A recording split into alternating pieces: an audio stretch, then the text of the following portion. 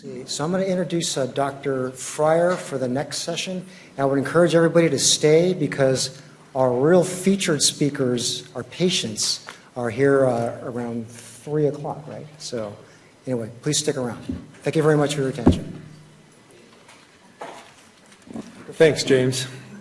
So my name is David Freyer. I'm the co-director of the Adolescent and Young Adult Cancer Program here that spans the USC Norris Cancer Center and also Children's Hospital Los Angeles since the age group of 15 to 39 years of age.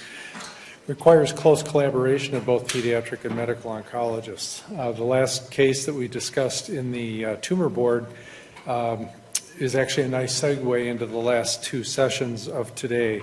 The next session is focused on late effects and cancer survivorship and supportive care, and it's my pleasure to introduce both of our speakers here at the beginning, and then we'll go one right after the other and then have a combined question and answer session after that.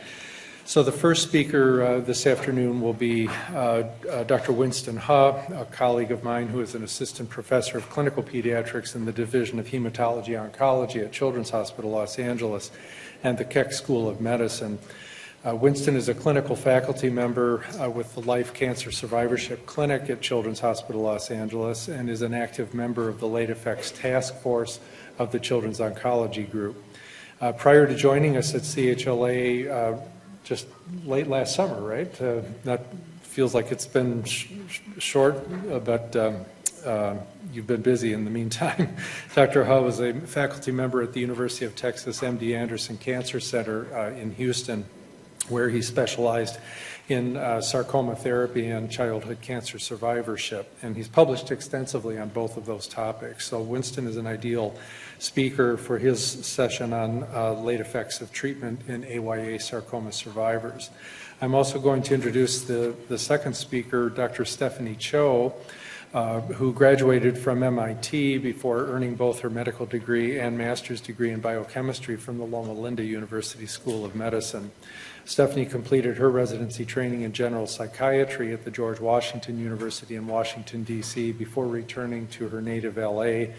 For fellowship training and consultation liaison psychiatry at the LAC USC Medical Center. As a medical student, Dr. Cho discovered her calling in caring for the psychiatric needs of the medically ill. Dr. Cho is currently the director of the Psychiatric Consultation Liaison Services at Keck and also the assistant program director for the fellowship in the same program. In addition to expanding the inpatient consultation service and pre-transplant psychiatric evaluation clinic, she has successfully embedded psychiatric consultations within the new Norris Multidisciplinary Breast Clinic, which is actually where Dr. Cho and I became acquainted. Significantly, as a cancer survivor herself, Dr. Cho has both a professional and a personal understanding of the importance of integrating mental health services into cancer care, and she looks forward to working with us to shepherd the growth and development of psycho-oncology services for both patients and survivors here at the Norris Cancer Center. So we'll start with Dr. Ha speaking on late effects, and then we'll segue into Dr. Cho's presentation on psychosocial issues. Thanks, Winston.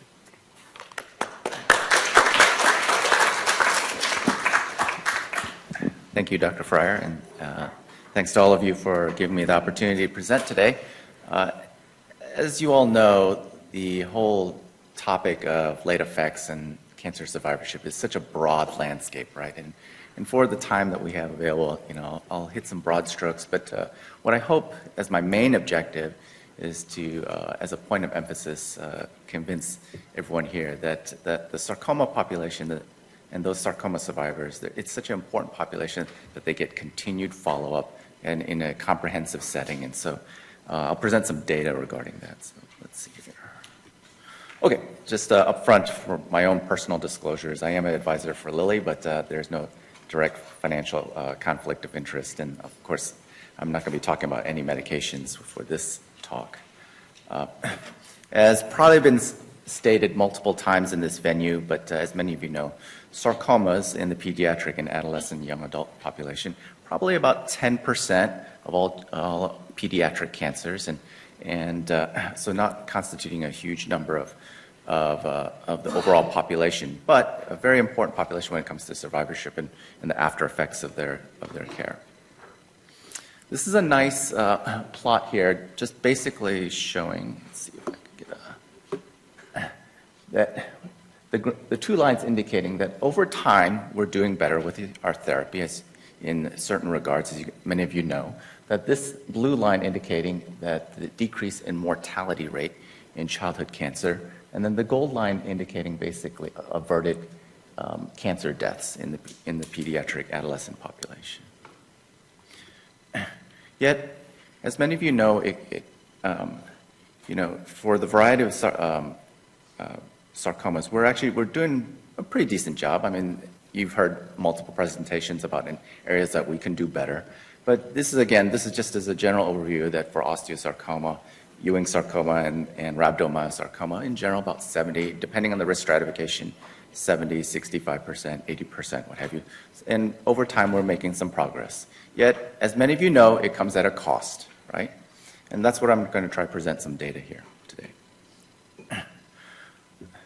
So for me, this is a study that's almost 20 years now, but I consider this one of the seminal papers that really highlighted the importance of survivorship research and survivorship follow-up in this population. And this is from a published paper in the Journal of Clinical Oncology from Ann Martins, who's now, I believe, at Emory. And what they demonstrated is, so this is a study, as many of you heard, it's called the Childhood Cancer Survivor Study. It's a questionnaire study where they sent questionnaires to childhood cancer survivors across North America, as well as also to questionnaires to age-match non-cancer controls. And there are a variety of studies on this. And the importance on this is one of the first big studies that really outlined and showed that in childhood cancer survivors, that they have increased mortality rate when compared to the non-cancer controls, and quite significant. And you can see here between males and females compared to the non-cancer controls. And when they broke it down to certain specific groups here, as you can see here, these lower two lines represent soft tissue sarcoma and bone sarcoma survivors. So sarcoma survivors are even worse than in some of the other cancer groups, like, say, leukemia. Okay? So this, again, highlights. Now, granted, many of the survivors that were part of this study were treated 70s, 80s, early 90s. And as you guys know, that much of the therapy has evolved over time. So in the earlier decades, probably received more alkylator, longer durations of therapy. For example, rhabdomyosarcoma, which is one of my specialties, the early studies in rhabdomyosarcoma were 2 to 3 years in length, so much different from what it is now. So. I also consider this another one of the big important studies, seminal studies about chronic health conditions in survivors of childhood cancer in adult survivors. And this is authored from Kevin Effinger. And again, it's another CCSS study. And what they did was they sent surveys to survivors, and then also to, as you can see here, siblings, non-cancer siblings. And they asked them a variety of questions about various chronic health conditions and graded them. And then what they did was they looked at calculated risks between severe grade 3 or grade 4 health conditions for a variety of conditions. And as you can see here, the top category was major joint replacement. It wasn't all just sarcoma survivors. It's a bit of a mixed bag. This includes patients, for example, leukemia patients that received a lot of steroid therapy and developed some issues with their bones. Okay, but what for me that was striking was that 3 of the top 6 categories were cardiovascular disease. Okay, and the other thing that I always highlight this to trainees when talking about survivorship is that the average age of the respondents were early 40s, so young, okay? Again, highlighting the issue about early morbidity and mortality in this group. And osteosarcoma was actually one of the major groups that was surveyed in this group.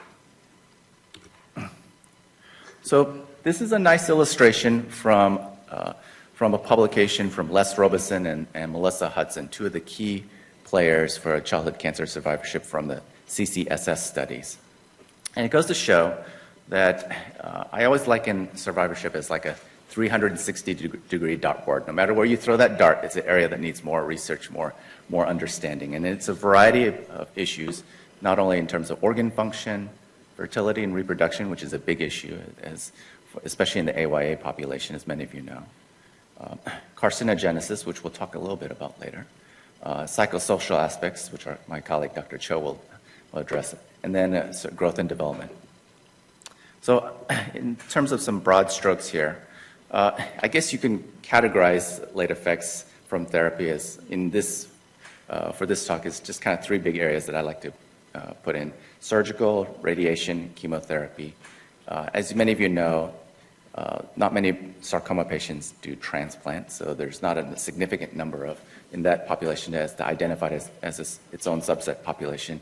But I figure that probably as the field emerges for immunotherapy, we're going to start learning more about patients who have undergone immunotherapy and then survivorship. But still developing. With regards to surgical-related effects, it's dependent upon a variety of factors, as many of you know. So in terms of anatomic site, any organs, joints that are involved, the age of the patient, as many of you know, in terms of younger patients, infants versus older individuals. Whether it's been that area that has had surgery has also been combined with radiation therapy, because then you worry about issues involving fibrosis, scar tissue development, etc. And then certainly the type of surgery for whatever sarcoma or condition that you're treating.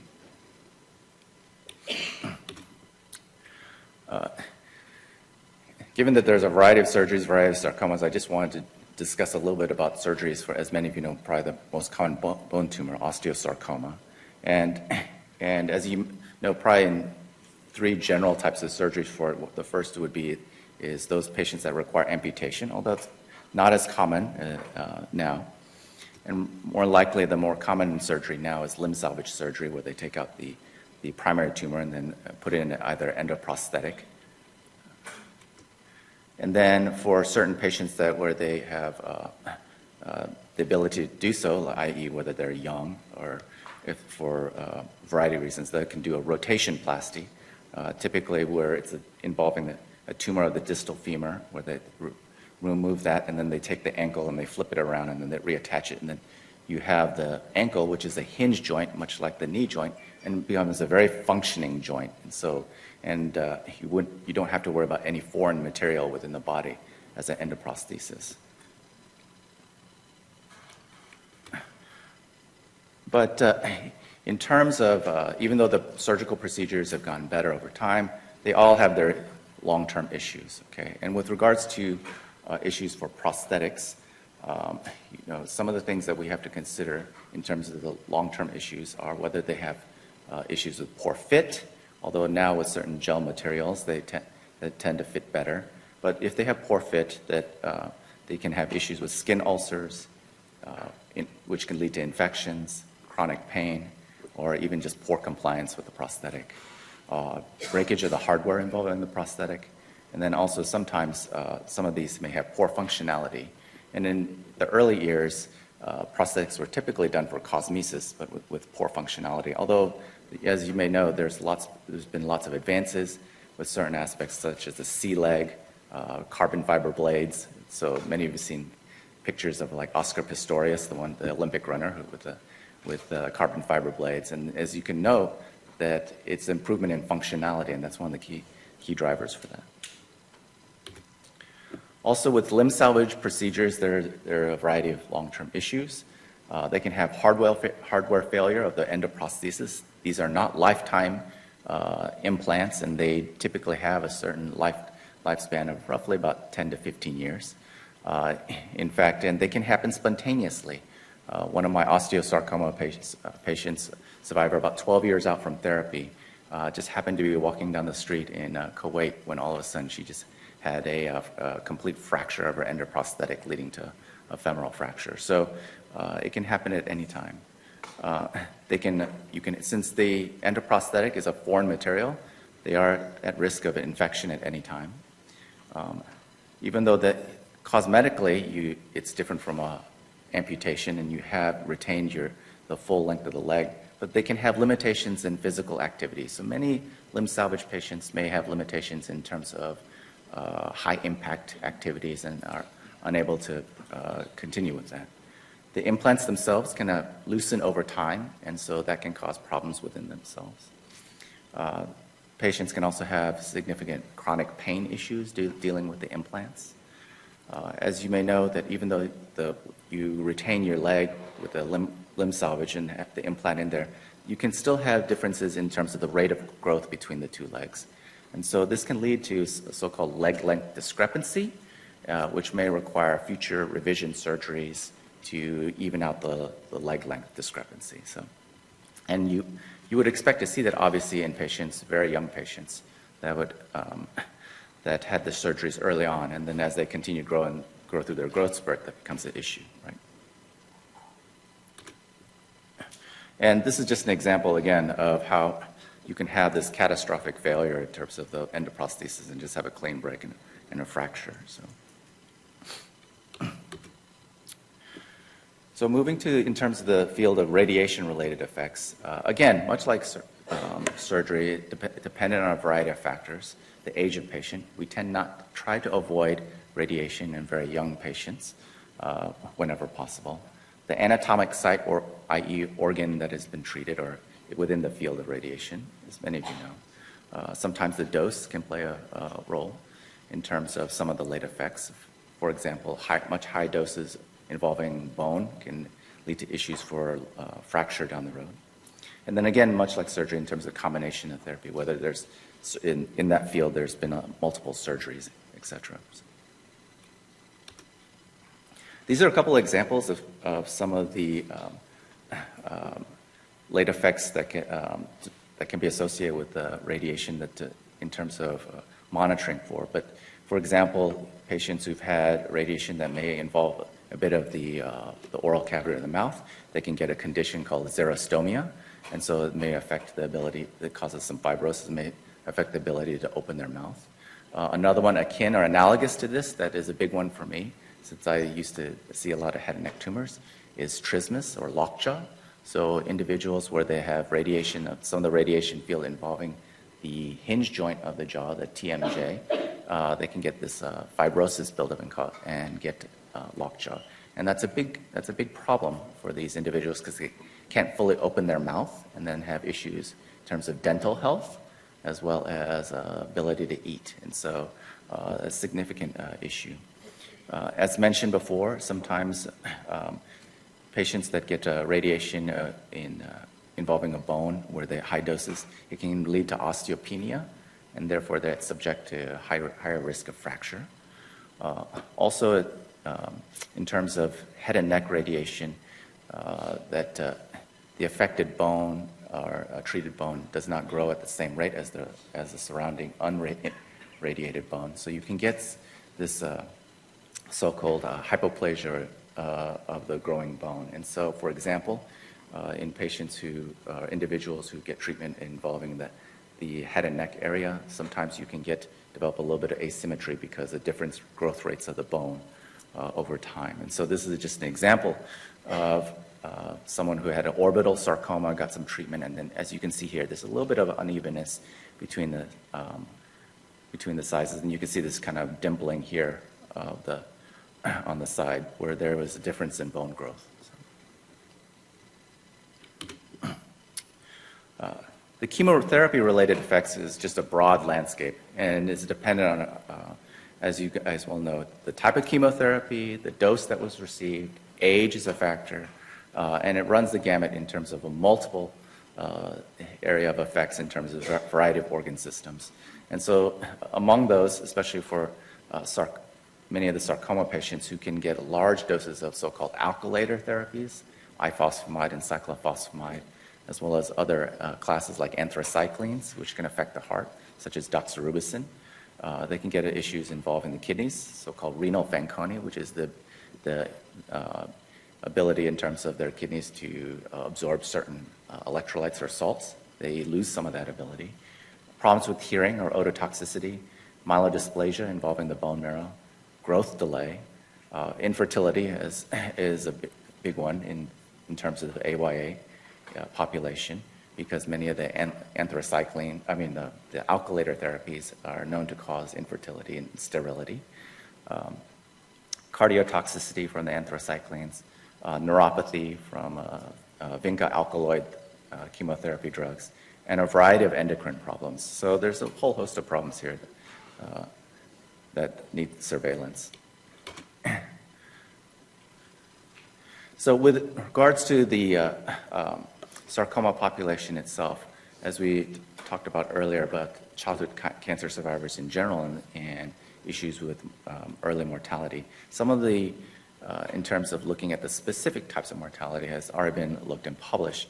And so here are a couple of studies. One is actually a large study where they looked at over 28,000 survivors of AYA, bone and soft tissue sarcomas. And this was a so-called SEER database, or SEER registry, population-based registry evaluation.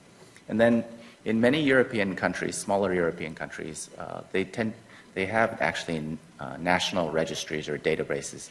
And so because of the smaller populations, also sometimes centralized centers, they're able to catalog this data much more effectively. And so in the UK, the British actually have a number of large registries, and they've also looked at in terms of survivors of childhood bone sarcomas. And what they found is actually is that secondary malignancies is actually a major cause of early mortality in sarcoma survivors. And this actually looked at a couple of, both in terms of Ewing's and osteosarcoma. And what they also looked, sorry, it's not really well marked here. They looked at both invasive cancers as well as non-invasive cancers. So they looked at things like colon cancer and other types of cancers. And they also looked at non-invasive, and these were typically like skin cancers, like basal cell and squamous cell. And they found the increased incidences in both. But as you can see here in this line here, let's see, is involving Ewing's sarcoma. So sorry, it's not really well showing out here.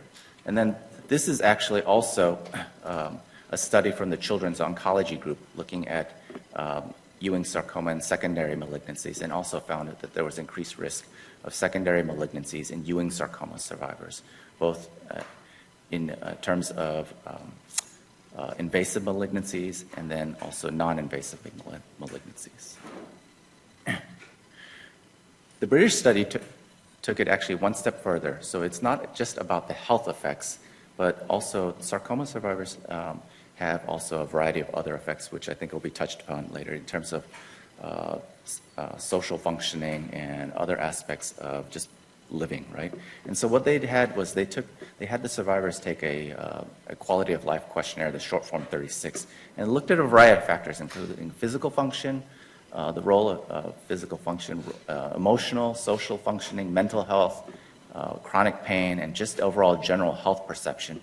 And what they found here in this plot is demonstrated that with all these columns going below this zero baseline, meaning that sarcoma survivors are perceive and are doing worse than in the general population as a control. So, and the different the different bars here is you may be able to see is that between osteosarcoma patients who are amputee versus those who are non-amputees. So,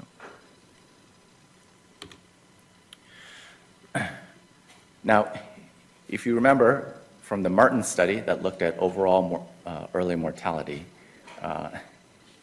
this was a follow-up study to that, where they actually took a more deeper dive looking at the different decades of therapy and how it related to the cumulative mortality. And as you can see here is that our predecessors realized that more is not necessarily better, right? And so trying to decrease the amount of therapy exposure to patients. And this shows that we are making some progress, that as you can see here, that the cumulative mortality rate for those treated in the 70s versus the 80s and 90s was the highest, okay? And as you can see, it seems to be decreasing by decade, all right?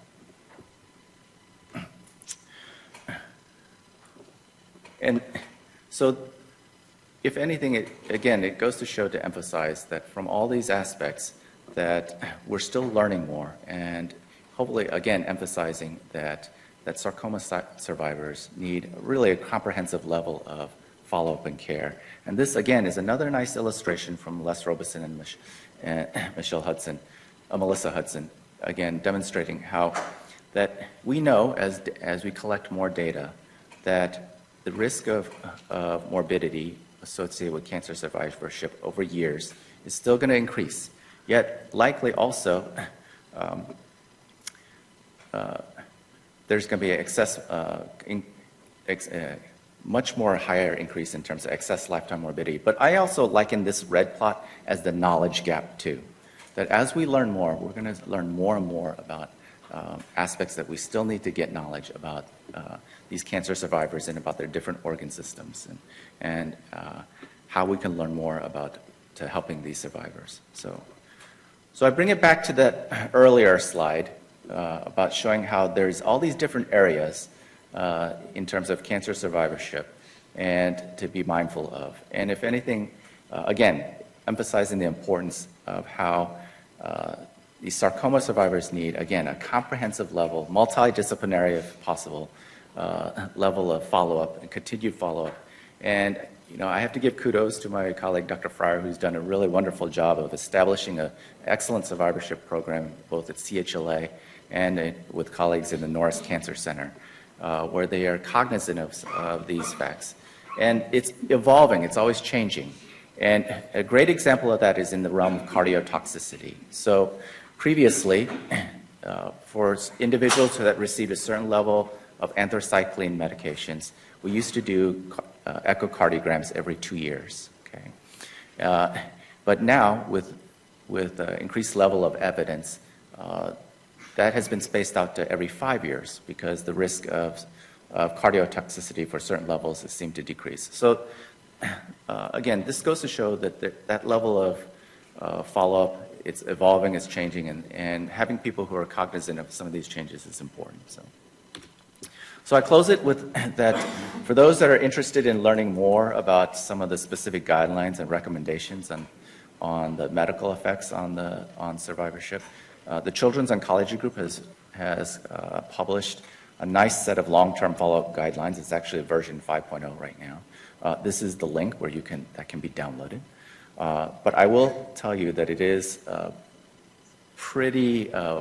it's pretty dense in terms of even with the most recent version of 5.0, where they try to make it a little bit more user-friendly based on how they index it versus chemotherapy received and organ system that's involved. It's still over 200 pages long, so maybe good bedtime reading. But it's our attempt in terms of trying to base it on best level of evidence from the medical literature that's been published, although a majority of studies that have been listed and cited, and when they try to measure it in terms of ranking it by level of evidence, is still only kind of moderate strength. So indicating that there's still a lot that can be done in terms of the level of research for survivorship. So, and with that, I'm going to end my talk. So thank you very much. So.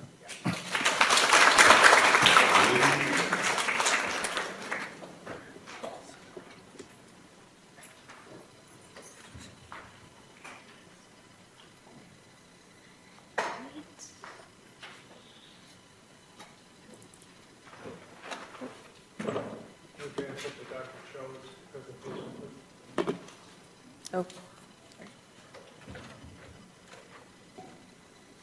Excellent. All right. Hello. Hi. I'm Stephanie Cho. I am very happy to be here, and I really appreciate being asked to participate in this. As Dr. Freyer had mentioned, I am a cancer survivor myself. In my residency, I was diagnosed with breast cancer. My son was 10 months old, and I was 31 years old at that point. And so and being a psychiatrist, the kind of unique struggles and issues that come up, for people who have to go through that experience are very important to me. And so I'm really happy to be here. Let's see. All right, so my lack of disclosures is that I have no disclosures, and if I used any pictures, it's like Creative Commons or something else like that. My hope for today is that after this talk, you'll be able to kind of identify domains of psychosocial issues that, face this population, are able and feel comfortable discussing the factors that go into disclosing a personal cancer history, and then also reviewing recent studies and that actually look into potential partners' reactions to this. So specifically for sarcoma, there's actually very, very limited evidence as to the actual psychosocial impact that the sarcoma has. The evidence that is available mostly focuses on quality of life research, and in particular, really physical quality of life. And part of that is because it's a little bit more delineated and a little more quantitative how you measure someone's physical functionality, right? And so that's why it kind of tends to err towards that direction. The good news is that physical quality of life does tend to improve over time. That's something that's known. However, with psychosocial functioning, and that includes, mental health issues, interpersonal relationships, that kind of thing, the evidence actually shows that it does not seem to improve over time, and that at baseline, sarcoma patients actually have a poorer level of psychosocial functioning than the general population. As you can imagine, everything that happens in the experience, in the cancer experience, is going to impact someone's mental well-being. And in particular, in sarcoma, there are a lot of body image issues because it really is a very physically obvious, effect a lot of the time. And that can really affect someone's self-esteem. Physical function is going to affect someone's ability to work. And then really both of those, self-esteem, body image, physical functioning, and ability to work are very much going to impact the ability of someone to truly participate in their environment, in their society and culture. These are not just sort of related to the time of treatment and diagnosis, but rather they're lasting burdens on someone's psychosocial, well-being. And again, kind of the scarring, disfigurement is much more common and is very often seen with sarcoma. And then mobility with the muscle strength, balance, and these things are not as often seen in other types of cancers. Another thing that complicates the ability to kind of look at the psychosocial experience is that the range of experiences is just so wide. It's so varied and so personal. As our other speakers have talked about, especially in sarcoma, the location of the tumor, the type of the tumor, both of those are going to really affect what kind of treatment is undertaken, and then what those lasting effects are going to be.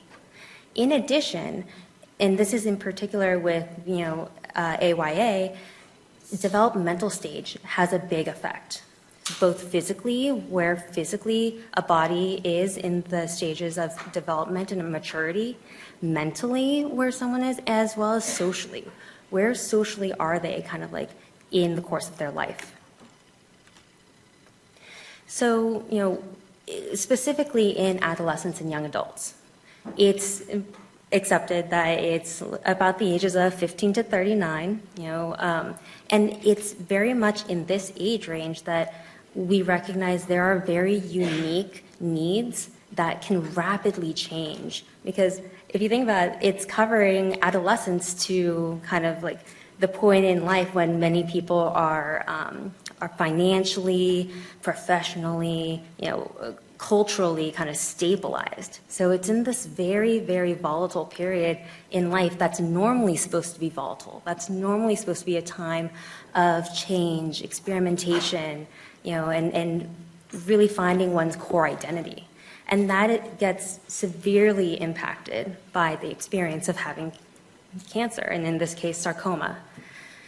One thing that has been noted in the literature, definitely in AYA literature, but actually also specifically with sarcoma survivorship, is the impact on relationships.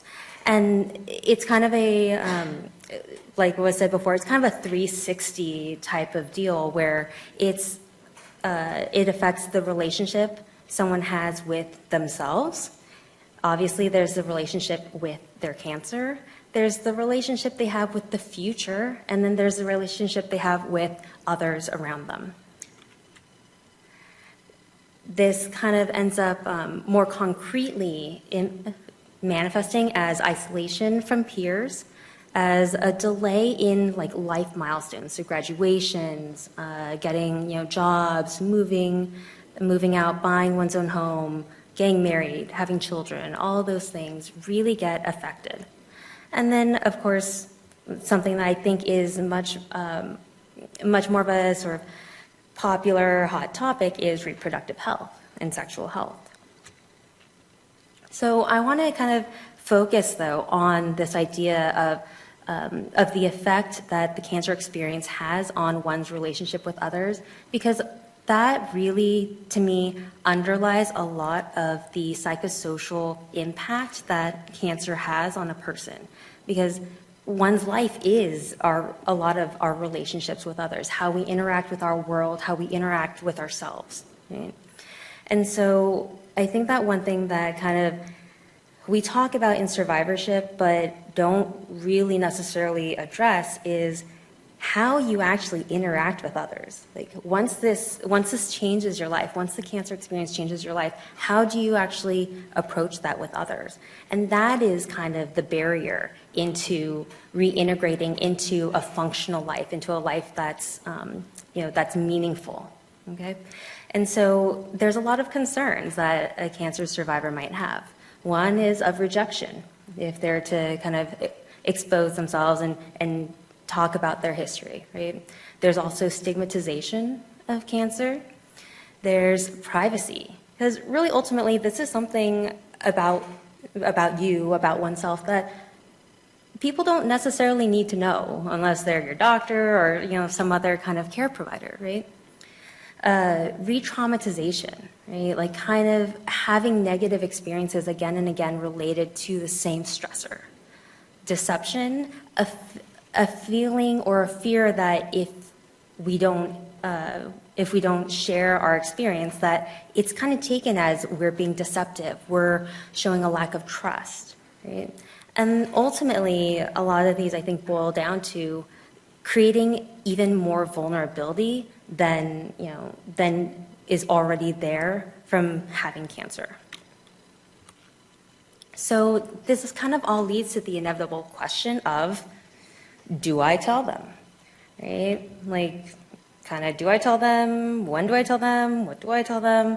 There's a lot of questions that go into that. And ultimately, the question of do I tell them is a question of self-disclosure, right? Like, how much of yourself are you going to be willing to disclose to others? And so, to me, it's more of a process. Disclosure is a process, and where it's all going to start is with the question of what. Like, what are you disclosing? What is the cancer experience to you, right? And I'm going to, and I think to make my life easier in terms of conjugation, I'm going to treat the entire audience as an audience of cancer survivors, okay? So it comes down to naming and really thinking about and identifying what the cancer experience has been. In order to do that, I think we need to take a step back. And unfortunately, I wasn't able to be here for all the earlier talks, but I want to just kind of take a look at the concept of survivorship. What is survivorship? There's actually quite a few different definitions that vary, and for some people, it's actually very controversial what survivorship actually means. The National Coalition of Cancer Survivors were really the first ones to kind of very clearly say, we consider survivorship from the time of diagnosis through the balance of one's life. The National Cancer Institute really was like, we totally hear you, and we're going to kind of like even include as well everyone, all the loved ones who are involved who are also affected, right? So that then included family, friends, caretakers. And yet there's also like fairly large contingents in various places who, for scientific reasons, really feel that survivorship should be limited to the definition of having a cancer diagnosis, having completed primary treatment, and then having no evidence of active disease. Right? And the argument there is that, in terms of research, we need to have very much more clear delineations. And if you remember, kind of in the beginning of the talk, I talked about that there's a wide variety of experiences, and that's part of what makes the research in this area very difficult. Is that it can be anything. It encompasses psychosocial issues, encompass one's entire life, and so to try to kind of like really pinpoint it is difficult. And so, from a scientific perspective, they're saying for the sake of research and trying to answer questions, maybe we should narrow this down. But really, what I think the underlying thrust of this is that the term of survivorship is really meant to give credence to and acknowledge the fact that having cancer and having had a diagnosis of cancer is an ongoing experience. It's not that you get cancer and then you're done, and it's not like antibiotics. You take them, you're done. It's over. It's a thing. It stays with a cancer survivor. It changes one's life from that point on, and so it's really, truly acknowledging that effect that it will have for one's lifetime. So what's in a name? There are actually a lot of people who've had cancer, who have cancer, who are living with cancer, who are not comfortable with the term survivorship. It may be that some feel that, I just had, a few tiny cells, they did a tiny little surgery, I did some radiation, it was nothing, like I didn't even take time off of work. I don't qualify to be called a survivor, it wasn't that hard. On the other hand, there are people who don't like the term survivor because it brings up this idea of war, or of this being a battle, and that people who die of cancer have lost a battle or are victims, right?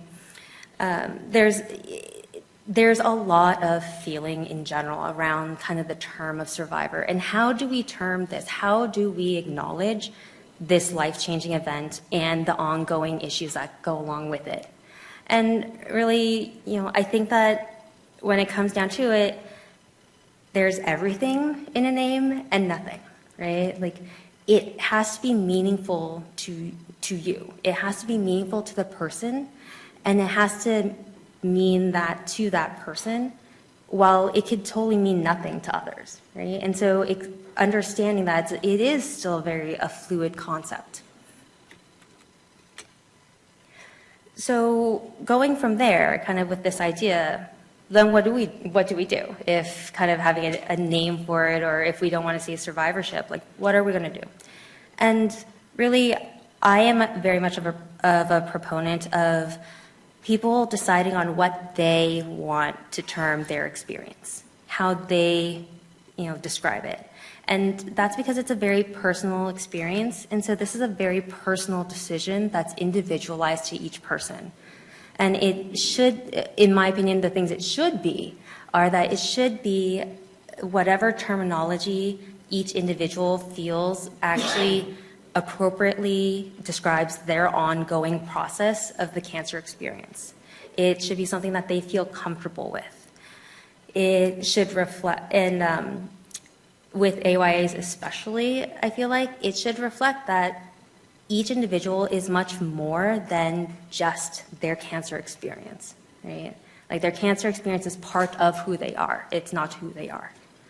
And also with the understanding that, again, especially with AYA, it is a work in progress. It's going to evolve over time as different stages of life come around, different needs come around. How one interacts with their relationship with their cancer is going to change.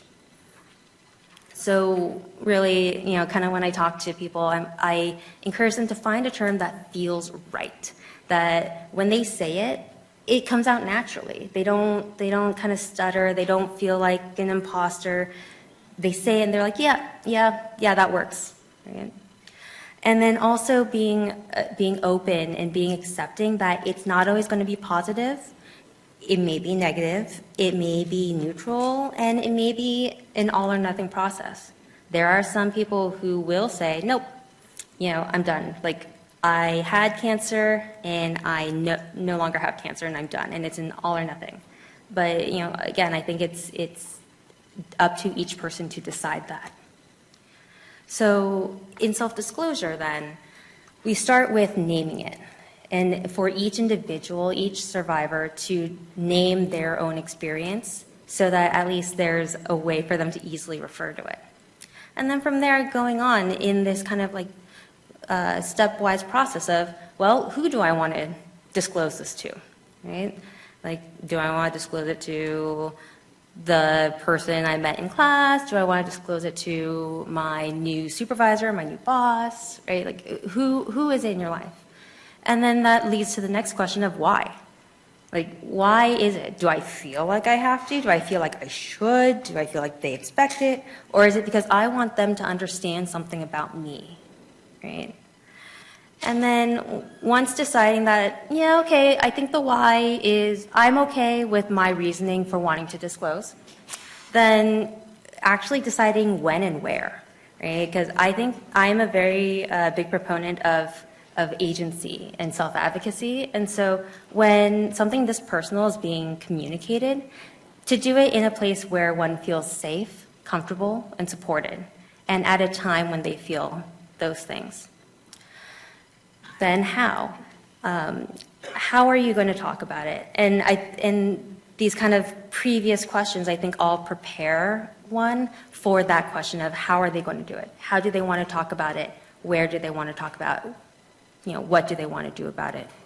And then lastly, it sounds a little bit hokey, but I actually encourage people to practice how they're going to talk to others about their cancer history, their cancer experience, however they want to term it.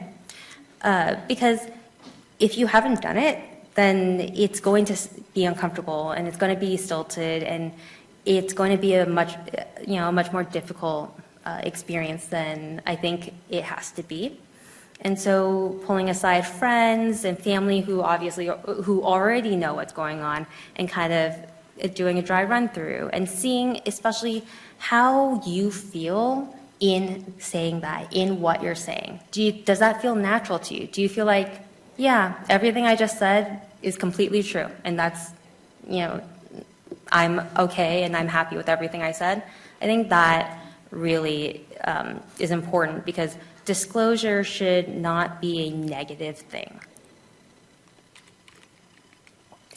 So I think I'm going to be finishing early. But so the last thing is I wanted to go over a recent study that was very interesting and I think also very encouraging. So in the Netherlands, there was a group who they actually looked at two different groups of people. One was adults on a popular dating website in the Netherlands, and then the other was a group of university students, and the average age was about 19. And with these groups, they did kind of 3 different scenarios, but all of them centered around would you be willing to date, and then fill in the blank, either someone with a cancer history or someone who didn't have a cancer history. And it was kind of the different exact scenarios that they put out was one was on the website, a dating vignette, and then one was just kind of a paper, I think, of dating possibilities between the students, something like that. But ultimately, again, they asked, would you be interested in dating this person? And so, did the cancer history actually affect any romantic interests? No. The level of interest that was expressed by the people on these dating websites or of the students actually didn't change either when the cancer history was immediately known, so it was like in the description of the person, nor did it significantly change after having learned of the history. So like say they read kind of a description of a person, someone's bio, and they said, yeah, I think I'd be interested in going on a date. And then they got secondary information that said that they had a cancer history. They still were like, no, I'm still interested. It didn't actually change. Some people did seem to notice and did have a feeling about it. And interestingly enough, that group of people were widows, people who had been widowed and who had lost a previous partner. And you can imagine that perhaps they don't want to have to go through that again, right? But also, women had a small, it wasn't very significant, but it was a very small preference for people who are beyond follow-up. So not in like active follow-up, but definitely in like long-term remission, or long-term maintenance, I should say. And so they also asked the question of, all right, when would you want to know about this cancer history? And about 3/4 of people said that they wanted to know after a few dates. Because they really felt like, I hope, they felt like, no, I want to get to know the person and then kind of like let me, have that included in and to consider it. There was a very small percentage of people who want to know before the first date. So, that's unfortunate. But, overall, I thought that was a really interesting study and a really encouraging one. So my takeaways, because I wanted to make sure that we had discussion time, is that the AYA cancer experience is highly variable, highly personal, and is going to be unique to each person based on their age and stage of development. In addition to the normal considerations of cancer details. Deciding whether to disclose or not really starts with naming the experience for oneself. And then naming the experience needs to be named in a way that feels right, that is natural for the individual, and that does justice to their experience in their relationships and in their life, and also with the understanding that it can and probably will change over time. And I felt that this really summed it up, but it's your experience, it's your decision, and so do it on your terms. So this is my son. That actually is a picture that was taken, I don't know if you can see it, but I don't have hair. That was a picture that was actually taken in the middle of my chemotherapy, and it was not a pleasant experience, obviously, but being able to look back, there were still clearly the moments of joy in despite of everything, and I think that it's those moments that all of us sort of remind ourselves of and continue to work for. Thank you.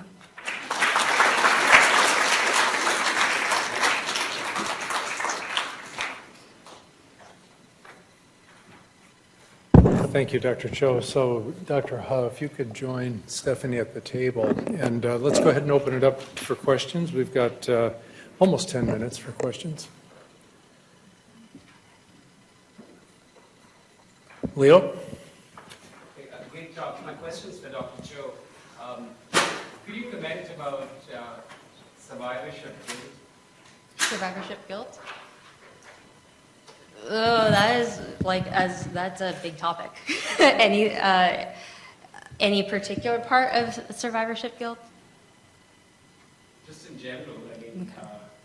So I think the first thing that comes to mind is sort of what I mentioned before, that there's actually a lot of people who don't feel comfortable with the term survivor because they feel like their cancer experience was not difficult enough to deserve that title, and they don't want to sort of cheapen or minimize, people that they have seen or met who had much more severe, cancers at diagnosis, much more aggressive, advanced stages. And, I think that survivorship guilt actually even really goes beyond that, in that there's a lot of very implicit blame and bias in society about cancer. That, you know, I don't think a week goes by when I don't see an article that's like, change this one thing in your life and, you know, avoid cancer, or like 90% of cancer is caused by X, right? And there's a lot of really implicit guilt.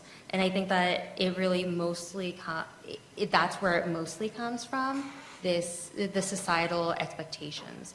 Like, you know, when I was diagnosed, I was told, well, now you actually really have to take care of yourself. Like, you can't work so hard anymore.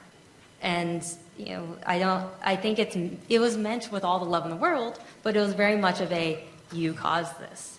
And I think that that's really where a lot of the guilt comes from, actually, is feeling like I can't feel terrible, I can't feel bad for myself, because either it's not as bad as someone else, or I brought this upon myself in some way.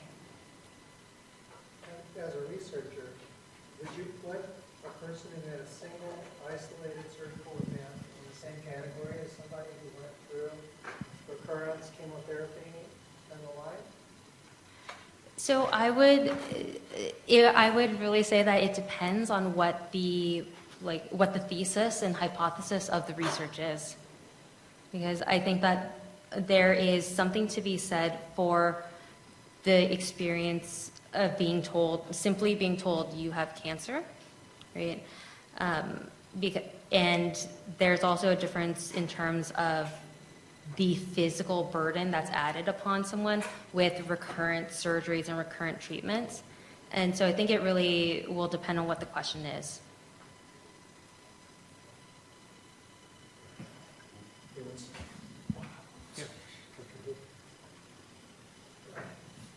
Thank you for your time and to everyone today.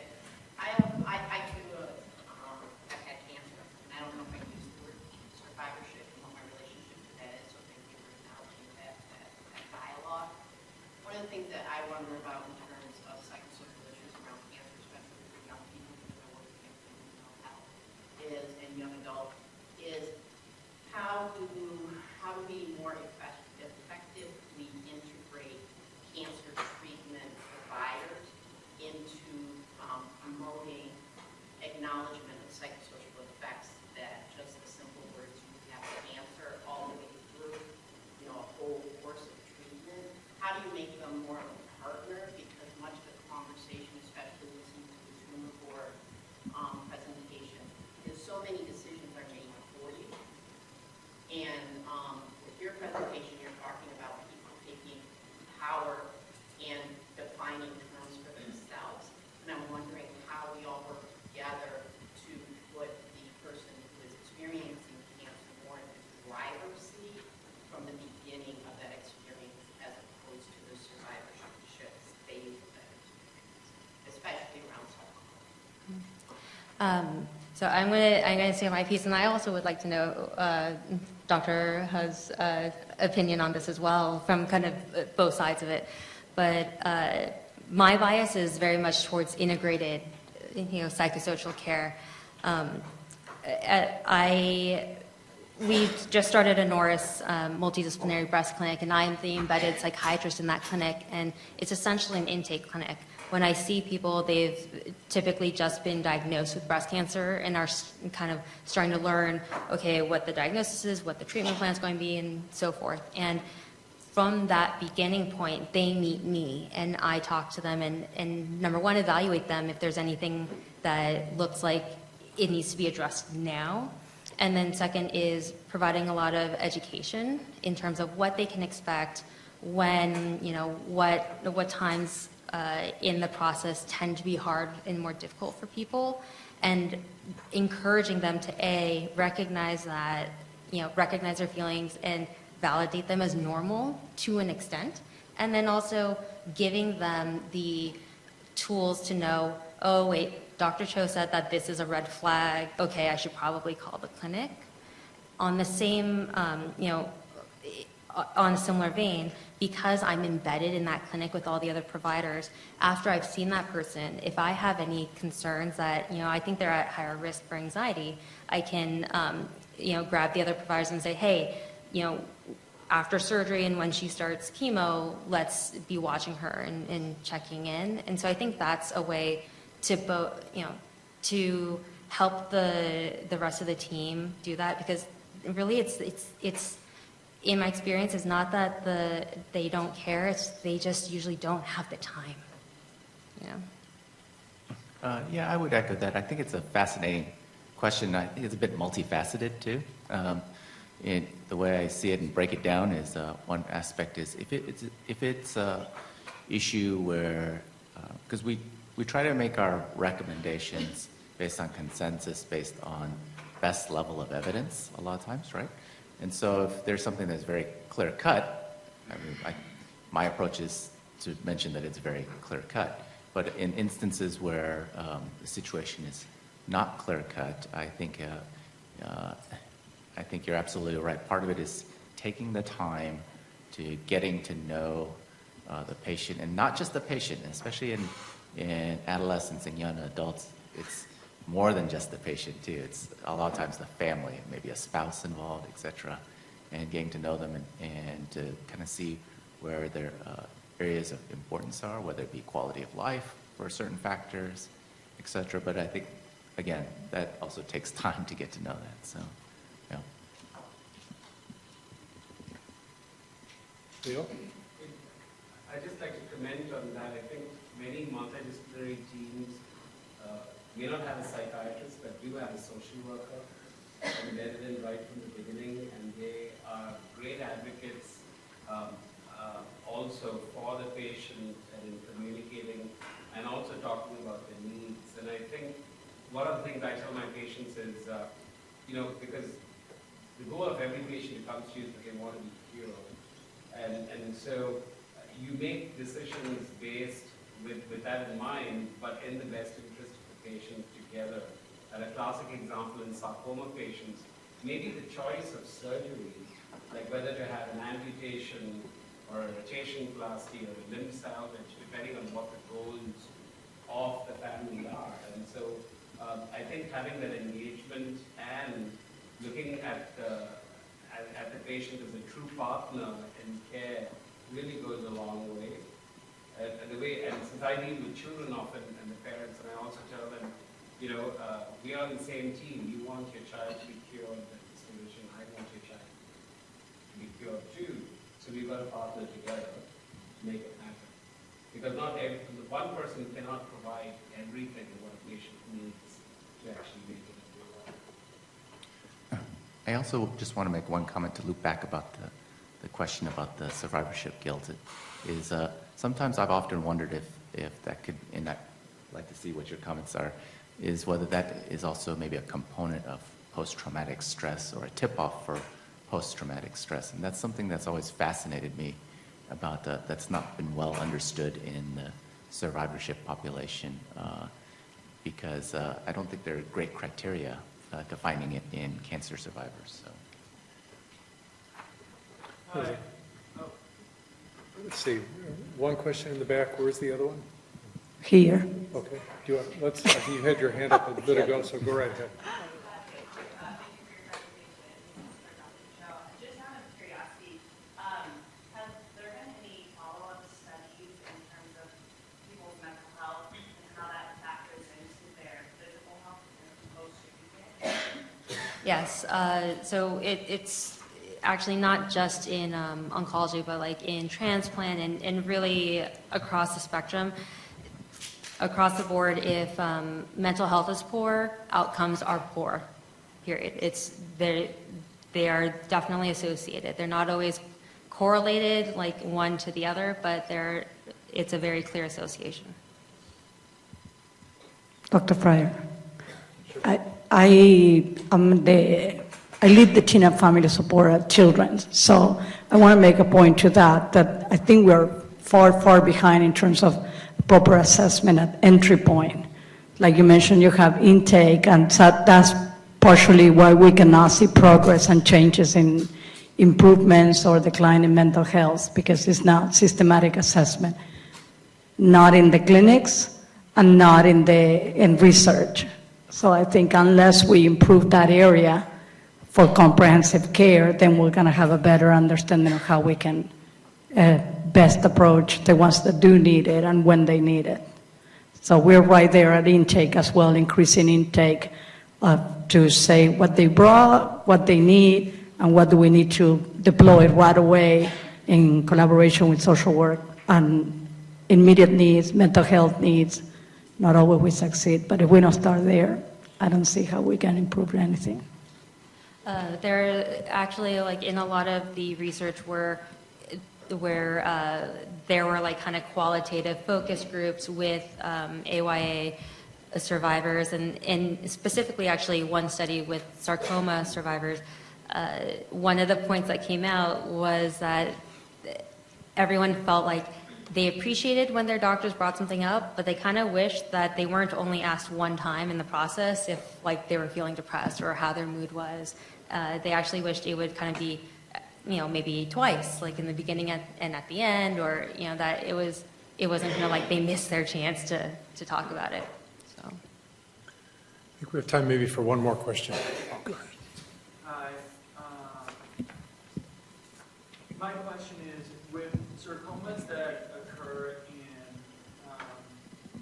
childhood, like in children and adolescents that have a high return rate in their early 20s, do you often share that information with the client when they've got a clean bill of health?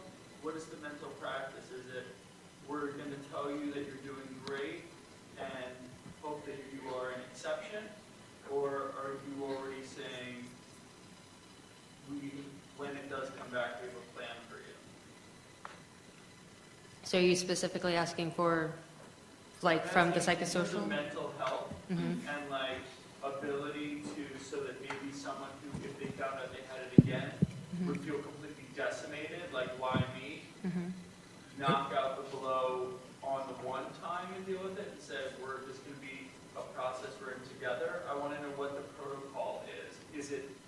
It would be to, at the very beginning, be very clear about what the risks are, about what the numbers say, being very clear that these are numbers, you are not a number, but these are the numbers, and making it clear also. I think part of the difficulty in those kinds of situations is there's sort of a loss of that alliance with the team kind of in the meantime, like when things are well.